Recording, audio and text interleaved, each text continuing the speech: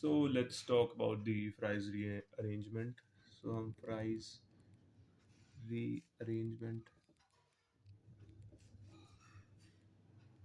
पढ़ने वाले हैं। तो Fries rearrangement बेसिकली बोलती क्या है कि इस रिएक्शन में आपको देखने के लिए क्या मिलेगा। इस रिएक्शन में जब आपका फिनाइल एसीटेट रिएक्ट करता है, जिसे हम फिनोलिक एस्टर भी बोलते हैं, ठीक है, इसे आप फिनोलिक एस्टर बोल लो। इसे आप ऐसे कर सकते हो, ड्रॉ बेंजीन के ऊपर O C double bond O C H three. ठीक है, इसमें आप जब A L C L three के साथ इसका रिएक्शन कराते हैं, जिसको हम एल्यूमिनियम क्लोराइड भी बोलते हैं, तो ये यहाँ पे क्यों डाल रहे हैं, क्योंकि एक लुईस एसिड है and it also act as a catalyst. ठीक है, it is acting basically as a catalyst. So when the phenyl acetate is reacting with the Lewis acid, which is also the AlCl3, it gives the orthohydroxy acetophenone and the para hydroxy acetophenone. So the orthohydroxy acetophenone and the para hydroxy acetophenone is there. So इसको आप ऐसे बना लो, कुछ कुछ ऐसा बनता है OH। ये ऑर्थोहाइड्रोक्सी मतलब ऑर्थो पोजीशन पे hydrogen, hydrogen sorry the hydroxyl group, and the C double bond OCH3 is here. The same for the para अपना लो, C double bond OCH3 is here। ठीक है, तो जब फिनाइल एसिटेट आपका AlCl3 के साथ रिएक्ट करता है, AlCl3 is a Lewis acid and is also a catalyst. It also fastens the reaction. It gives the orthohydroxy acetophenone and the parahydroxy acetophenone. Why I write here the ortho and why here para? Because the जो hydroxyl group है, यानी कि जो आपका कौन सा group है ये, it is the hydroxy group, this is the OH group, alcohol का ग्रुप है ये आपका। इसमें ऑर्थो पोजीशन पे है यहाँ पर ऑर्थो हाइड्रोक्सी एसिडोफिनोन में, और जो पैरा हाइड्रोक्सी एसिडोफिनोन में ये पैरा पोजीशन पे है। ठीक है, अब आप इसे ऐसे सॉरी रिएक्शन मैकेनिज्म में आप इसकी बात करते हैं कि टोटल वैसे बना कैसे। तो इसका रिएक्शन मैकेनिज्म में आपको शुरू में ही पता है, पहले शुरू में हुआ क्या कि O C double bond O C H three, it is the phenyl acetate, कि आपका फिनाइल एसीटेट तो यहाँ पर था ही, आपका फिनाइल एसीटेट तो यहाँ पर था भी। इसको आप किसके साथ रिएक्ट करा आपने, AlCl3 के साथ। अब आपको पता है ऑक्सीजन के यहाँ पे 1 2 3 4 यहाँ पे 2 लोन पेयर हैं, तो फिर आप इसका अटैक इस यहाँ पर करा दोगे।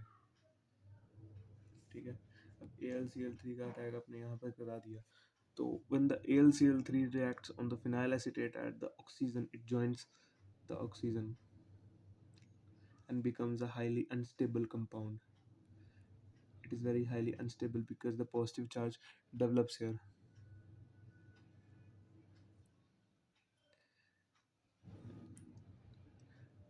अब ये है कि यहाँ पे मैं ये यहाँ पर था तो मैंने यहाँ कैसे लिख दिया, इस पोजीशन पे कैसे आ गया। तो मैंने ये बोला कि जब ये AlCl3 यहाँ पे जाएगा तो ये हाईली अनस्टेबल कंपाउंड बन जाएगा। ठीक है, ये हाईली अनस्टेबल कंपाउंड बन गया जब AlCl3 इसके साथ गया, तो ये क्या होगा, ये जो कार्बन होगा ना, ये फिर यहाँ शिफ्ट हो जाएगा और ये वापस यहाँ चला जाएगा, ये वाला बॉन्ड वापस यहाँ चला जाएगा, और फिर ये पॉजिटिव की जगह कौन सा चार्ज हो जाएगा, फिर नेगेटिव चार्ज हो गया। नेक्स्ट कम करके लिख रहा हूँ यहाँ पे। ठीक है, फिर इसके आगे क्या होगा टोटल, फिर मतलब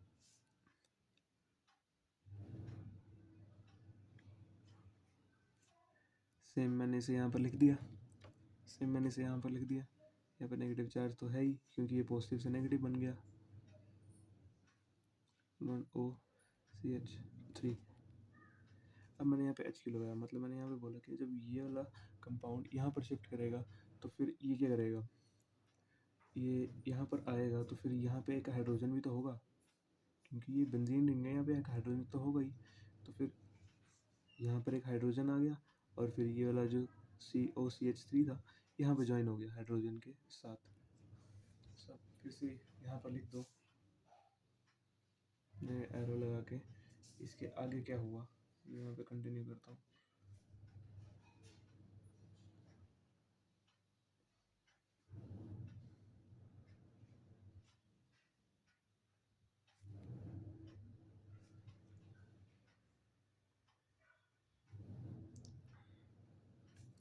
now basically what is happening, यहाँ पर क्या होगा, यहाँ पे इस H का हम रिमूवल करा देंगे। ये जो H था, ये वाला जो H था, इसका हम रिमूवल करा देंगे। Means the H is removing here, loss of H is seen, means loss of hydrogen is seen। तो यहाँ पर हमारा हाइड्रोजन लॉस्ट हो गया, ठीक है। फिर यहाँ पर AlCl3 बचा।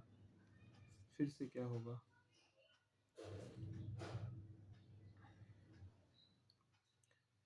और फिर यहाँ पर क्या होगा, फिर हमें फिर Cl का लॉस देखने को मिलेगा। Cl लॉस हो गया यहाँ से AlCl3 में से, तो देखो ना, Cl3 में से Cl माइनस किया तो AlCl2 बन गया। तो AlCl2 मैंने यहाँ पे लिख दिया, ठीक है। AlCl2 तो C डबल बॉन्ड OCH3, तो ये आपका कंपाउंड है, ठीक है।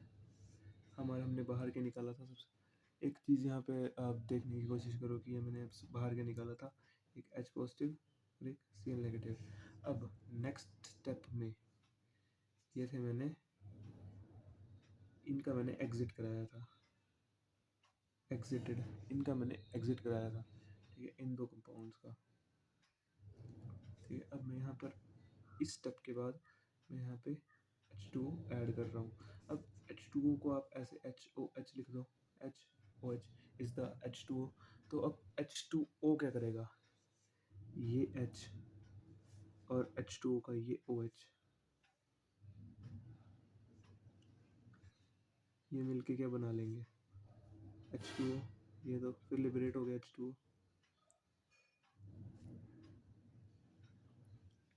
और इसका जो बचा हुआ H है वो क्या करेगा,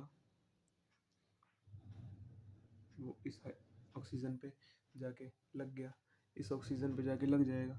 और फिर क्या होगा, फिर ये जो Cl है, नेक्स्ट स्टेप में मैं Cl को ऐड कराऊंगा।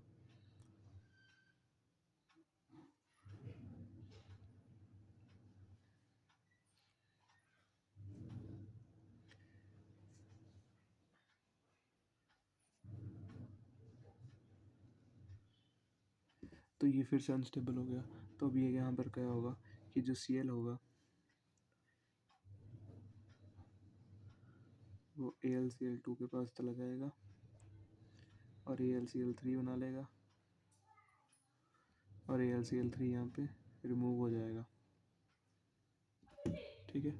AlCl3 में रिमूव हो गया, तो यहाँ ये कुछ ऐसा बन गया।